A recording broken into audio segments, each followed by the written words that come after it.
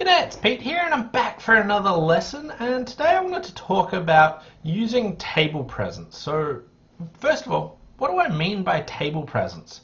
So sometimes people play bridge and you just get this feeling that a certain player has a card and you don't have any real reason, basically following your gut and choosing to do that. And I've heard people say that some people have table presence and other people don't and just play the book line. And this is kind of true, but it's not that table presence isn't something that you can learn. It's just something that most people aren't taught and don't actively try and think about it. So the first thing that I wanted to talk about is just open yourself up to the idea of using this information of the other player's tempo to help you come up with the idea of what's going on. But one small legal thing about this is you can't use your partner's tempo. So anything, if your partner does anything slow or fast or anything your partner does, you can't use that information. So the only table presence or guides that you can use to change your actions are how fast or slow the opponents actually do something.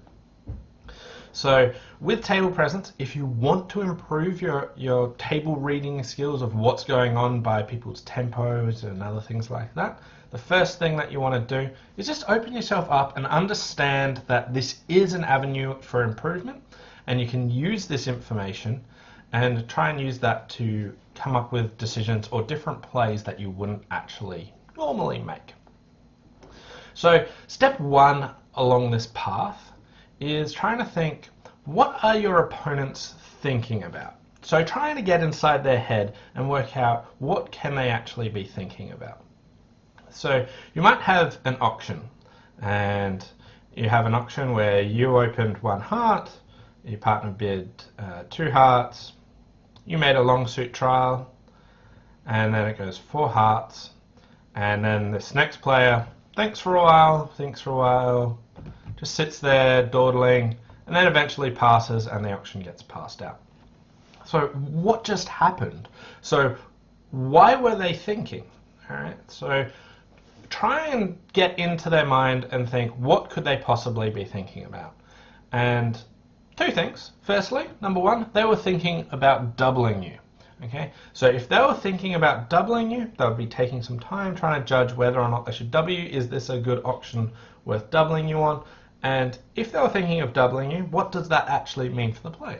Probably that hearts aren't breaking, or maybe they've got some really good diamonds or something like that. But the other option is that they were just distracted and they weren't thinking about it. So one thing you have to realize is sometimes people get distracted. So if your opponent's thinking, try and work out, are they engaged with the game or not? Because if you always just base it on the idea that your opponent's thinking about something, then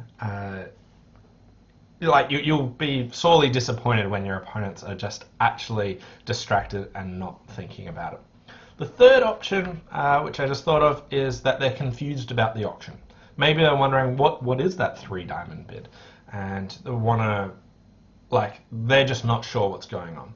And this is something that you have to learn to gauge, but understanding that there are different things that your opponents can be thinking about. And you have to sort of judge your opponents to work out, do they know what the auction is? Are they engaged? Are they distracted? Are they looking around the room? Or are they focused on this and then trying to actually make a decision here?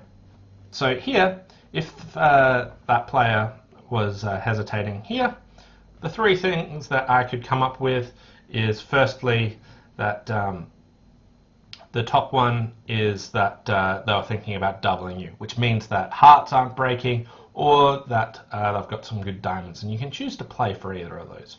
The second one is that they're just distracted. This one comes up a lot, so if you are going to go off some read of your opponent's thinking, make sure that they're engaged with the game. And the third one is that they're confused, and for that you'd need to be able to judge the skill level of your opponents. How could they be confused about this auction? Have they seen long suit trials and things like that before? The next thing is, let's say it goes pass, pass, and then this player starts thinking a lot. What does that mean? So this one is a bit different because they might be thinking about doubling you, or they might have just assumed that the auction was over and they're thinking about what's to lead. So there are a couple of different thoughts here about what they could actually be doing. And again, you have to try and work out what that is. But the main thing is open yourself up to try and work out what are your opponents thinking about and can you use that information. So to do this, you'll have to try some plays, back your judgment. So if you have a feeling that they were thinking about doubling you, play for it. Go for it, and then you'll work out when you're right on your sense and when you're wrong about it.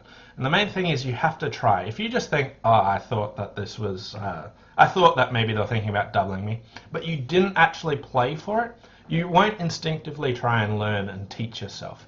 So if you get a gut instinct and you want to improve your table presence, go after your instinct for a little while, play for it, assume that you're right, and then what you want to do is you follow your instinct, but then you also review it. So you go, was I right or was I wrong? Or was there something else that I should have done instead? So I had phases where I went through and thought about, followed my instinct non-stop. Just what I thought was happening with the tempo of the table, I would be doing that and playing for that regardless, just to build my experience and understanding of when the opponents are engaged in things, when they're thinking about something else or not. And basically reviewing, was my decision right, or should I have not actually done it? Because sometimes you'll come up with really stupid plays, but other times they'll work really well. So I'm a big believer in following your table presence, but then also reviewing it, doing this as a learning experience so that you know whether or not you should do it. The second thing that you want to do when following your instinct is can you come up with a logical reason why you should be doing this as well? So you've got the table presence, but maybe there's just a really, really good line other than that. So I like to come up with one logical reason that I can back my instinct about it. Maybe they hesitated here and I thought they would only be hesitating about this, which implies that they've got this shape, but also maybe this other hand would have led something different. So just come up and see if you can apply a bridge reason as well for following your instinct as well, just to tame it a little bit. I think it's really strong. So before I brought up this bidding and talked about that maybe the opponents were thinking of doubling you and what you can use that information for. Another really, really common one comes in the play. And this is the opponents hesitate at different points in the play. So you want to try and work out what are they thinking about. And there's two main times that the opponents will really hesitate in the play. One is whether they should cover an honor with an honor. And this really depends on what sort of skill level your opponents are at. The more intermediate and lower level players will think about this a lot. And you can use this information and try and take finesses that you weren't intending to take because they've tried to judge whether or not they should cover the honor or not. The other one is sometimes opponents think about discards for a long time. And what you can infer from this is maybe they don't have an obvious discard, or maybe they do have an obvious discard. So at what time the opponent starts really thinking about their discards. So if you make them make 5 discards and they make 3 really quickly and then they think for a while and make 1 and then they think for a really, really long time and make another, you can tell what sort of hand types they'll actually have. What don't people like discarding from? So a few things, they like keeping length with dummy. Also, they like holding on to, if they've got the king, they like king doubleton. If they've got the queen, they like queen third. So at what point they start hesitating, you can tell sort of what honor they've got if you can tell what sort of length they've got. So how tough it is for people to make a discard, you can try and judge what they've actually got in the suit. Another thing is you have to be able to judge how good your opponents are. So really top bridge players will have different problems to what inexperienced bridge players do, to novice bridge players, to just middle of the road bridge players. Really top bridge players will take long times, usually early at the hand, to think about it a lot, to try and prevent them, firstly to make sure they get the hand right, but also to prevent them making these sorts of errors early. They're trying to work out what problems they might have early on. If they're still thinking later in the hand about what sort of discards to make, they're probably not the one with a lot of stuff to guard. They're trying to work out what their partner's got to stop their partner getting squeezed, usually. Whereas an inexperienced player will only be thinking about what their hand is. So trying to judge your opponent and then work out what they've got based on their skill level is something that you need to learn and see what sort of typical thought processes does your opponent have. When were they thinking? What did their hand look like? Try and ask these types of questions to get a better understanding of how their tempo actually changes.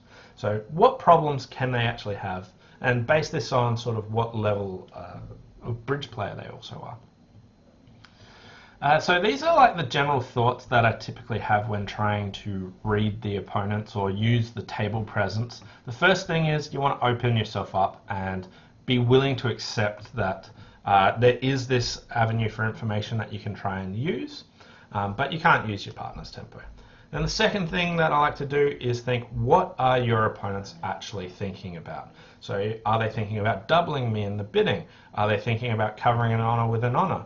Are they thinking of what should their discards be? There are lots more different situations on this, but they're sort of the three main common ones that you can use, and you can use that information to either play for a bad trump split, or you can choose to take a finesse that you wouldn't have otherwise taken, or you can try and read what their hand shape looks like because of what sort of timing they took for making their discards.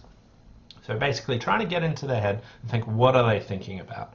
You also want to sort of gauge what level the opponent is at, because you want to come up with ideas of really strong players think at different points what sort of problems did they have will be different problems to what inexperienced people actually have. And then you want to just follow your instinct and try and review it as well. When you followed it, was it a completely silly decision, or was it a good one that just didn't pan out properly, or was it just a really good decision and you were glad you played for it? So they're the sorts of things that you actually really want to do for building your table presence. Now, the next thing that I want to talk about is how you can prevent being read. So how you can stop your opponents reading your table presence. So the first thing is think ahead. Take some time at trick one. So trick one is a perfect time to be thinking about the whole hand. But let's say that there's a singleton in the dummy and you're sitting over it with the ace. Think about it. Should I play low? Under which circumstances should I play low? Or should I take my ace? Or other things to be thinking about is there's an honor in dummy and you want to think, should I be covering this honor? What situations would I want to cover this honor or not? So those things you want to sort of think ahead.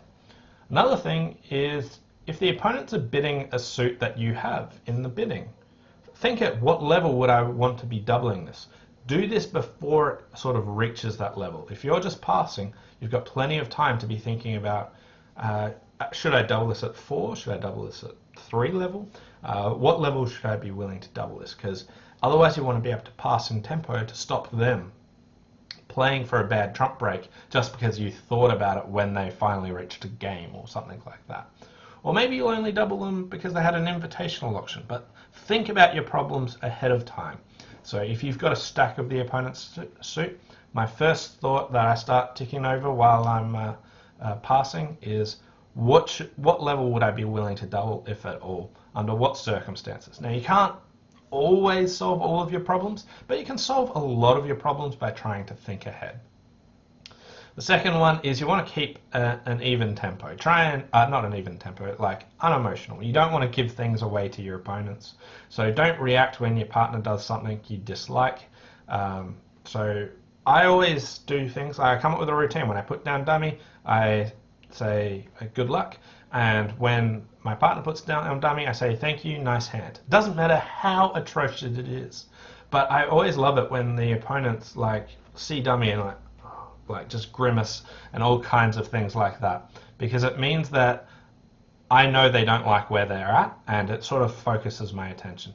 But if you can always keep level-headed and always not give information to your opponents like that, that is also a really good skill that you want to try and practice. So a couple of things for preventing getting read at the table is firstly, think ahead about your problems. Try and work out what problem you might have and think how you want to try and solve it. So get ahead of yourself there so you can play it in tempo. You can't always do this, but it'll help solve a lot of your different problems. The other one is try and keep level-headed, be unemotional, stop giving away information when your partner does something you dislike, because the opponents will be able to read that a lot.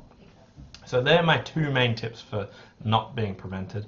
And firstly, just enjoy yourself, give it a shot, understand that this is something that you can actually improve. Some people say that there are people that have table presence and others that don't, and you can't learn it. This is completely wrong. Give it a shot, practice it, believe in yourself, and you'll be amazed at what sort of stuff you can do, and also the idiotic things that you'll do trying to back yourself. But then it's a skill that you'll develop. Anyway, thanks for watching. Hope you enjoyed this lesson, and I'll see you next time. Bye for now.